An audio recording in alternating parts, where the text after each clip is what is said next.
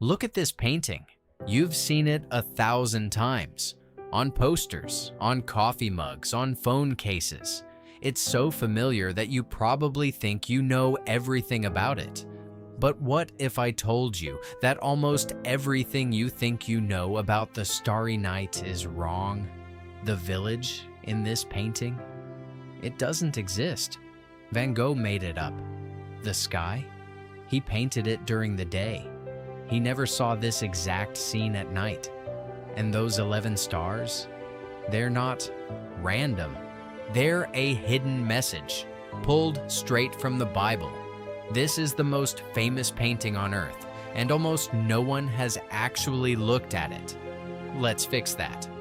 June 1889. Southern France. Vincent van Gogh is 36 years old.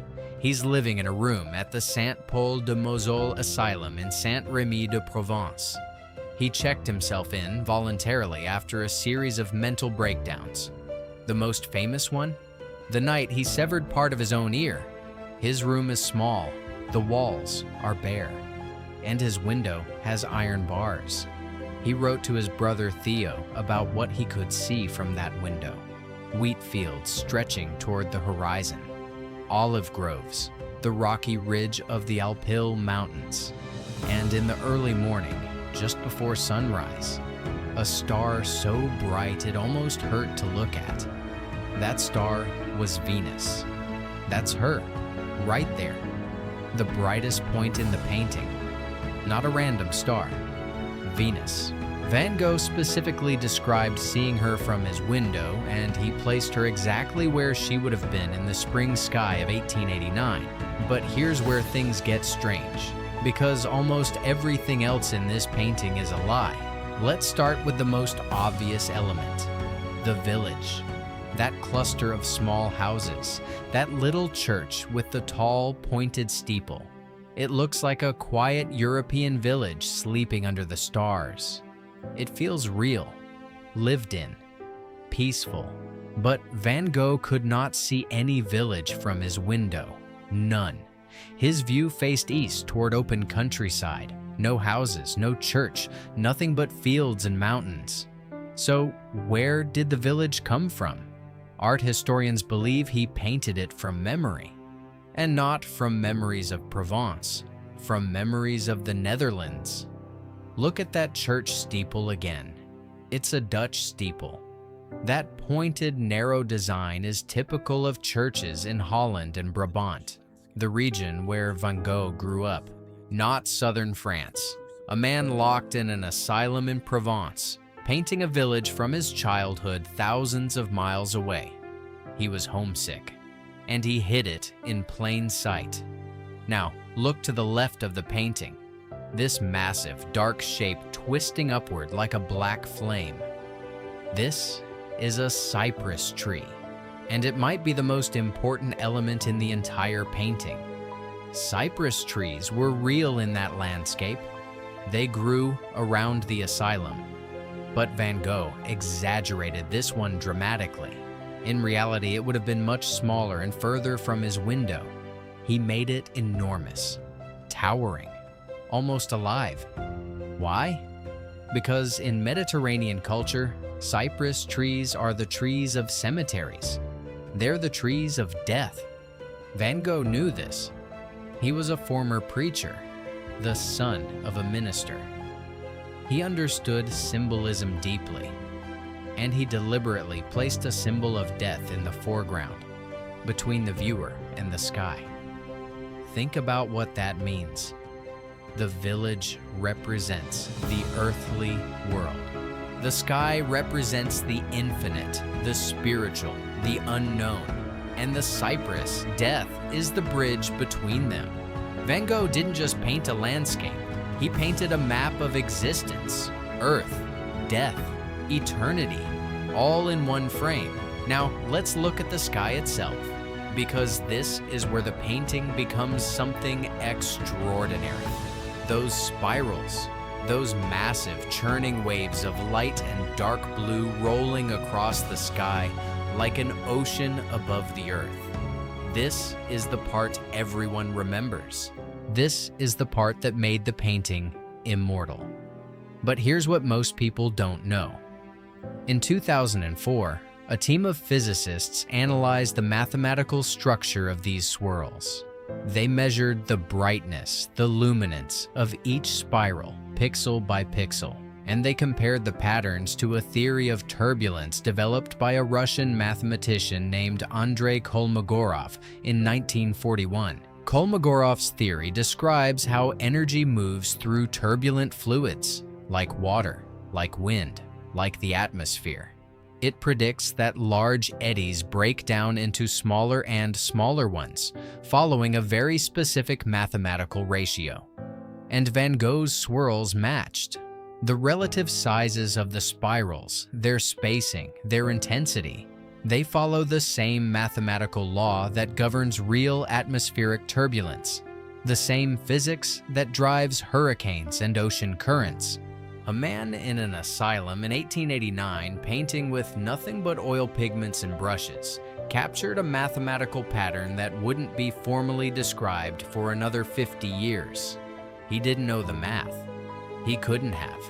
But his obsessive, relentless observation of nature, staring at the sky hour after hour, day after day, allowed him to see something that most of us walk right past.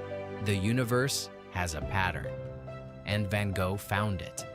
Now count the stars. Go ahead, count them. 1, 2, 3, all the way up. There are 11, not 10, not 12, 11, and that number is not random. Van Gogh was the son of a Protestant minister. He spent years studying theology. He even worked as a missionary in the coal mines of Belgium before becoming a painter. The Bible was woven into his thinking, his language, his imagination. And in the book of Genesis, chapter 37, verse 9, there's a passage that would have been deeply familiar to him. Joseph, the dreamer, the outcast, tells his family about a vision. Behold, I have dreamed a dream, and the sun and the moon and the 11 stars bowed down to me. The 11 stars in Joseph's dream represented his 11 brothers. Joseph was the outsider, the one rejected by his own family, thrown into a pit, sold into slavery, and yet eventually proven right, eventually recognized. Think about Van Gogh's life. He was an outsider, rejected by the art world, mocked by critics, abandoned by most of the people in his life. And in June of 1889, he was quite literally locked away in a pit of his own. 11 stars, the dreamer's stars, the outcast's stars. Whether this was a conscious biblical reference or something that emerged from the depths of his subconscious, it's impossible to say for certain. But the number is there. And for a man who once devoted his life to preaching the Bible, it's hard to believe it's a coincidence. Here's another thing that surprises people. Van Gogh painted the Starry Night during the day, not at night, not under the stars. In his ground floor studio, during daylight hours, working from memory and from earlier sketches he had made of the view from his window. The night sky in this painting is not what he saw, it's what he felt. And his own brother wasn't even impressed. Theo van Gogh, who was also Vincent's art dealer and closest confidant, wrote back to him after seeing the work. His response? Lukewarm. He told Vincent that the search for style was taking away from the real sentiment of things. In other words, Theo thought it was too much, too exaggerated, too abstract. Vincent himself seemed to agree. In his letters, he referred to the painting casually, just a study of night, a night effect. He didn't treat it as a masterpiece. He didn't write long, poetic passages about its meaning. To him, it was simply another attempt. He made over 900 paintings in his lifetime. The Starry Night was one of roughly 200 works he created in the 13 months he spent at the asylum in Saint-Rémy. That's about one painting every 2 days. He couldn't stop. Even during his breakdowns, even when he could barely function, he kept painting. Not because he thought he was creating masterpieces, but because painting was the only thing that kept the darkness at bay. So here's what we're really looking at. A man who was broken, locked away, rejected by the world, haunted by his own mind, sat down in a small studio and painted a vision of the sky. He filled it with impossible physics that scientists wouldn't understand for 50 years. He hid a village from his childhood inside a landscape he couldn't escape. He planted a tree of death between the earth and the heavens, and he scattered 11 stars across the sky. The same stars from a story about a dreamer who was thrown into a pit and told his dreams were worthless. And then he called it just a study. The Starry Night hangs today in the Museum of Modern Art in New York City. It is the most reproduced, most recognized, most beloved painting in the history of Western art. Van Gogh never knew. He sold exactly one painting in his entire lifetime. 1. 13 months after painting The Starry Night, he died in a wheat field in Auvers-sur-Oise. He was 37 years old. The painting he dismissed as just a study became the most famous image humanity has ever created. And almost no one, until now, has actually stopped to look at what he hid inside it.